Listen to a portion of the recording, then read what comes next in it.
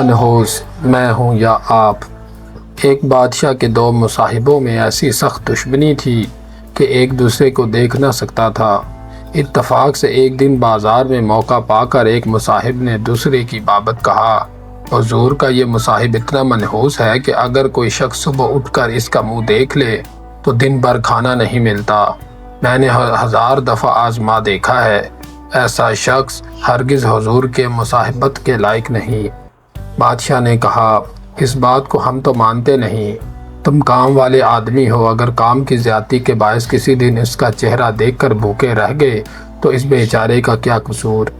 مصاحب نے کہا، میں نے جھوٹ عرض نہیں کیا، حضور تو بادشاہ ہیں، خدا کے فضل سے کسی چیز کی کمی نہیں، کسی دن خود آزما دیکھیں۔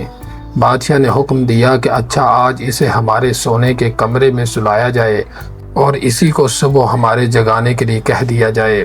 آخر ایک رات مصاحب کو شاہی محل میں سلایا گیا اور اسی نے بادشاہ کو سویرے جگا بھی دیا۔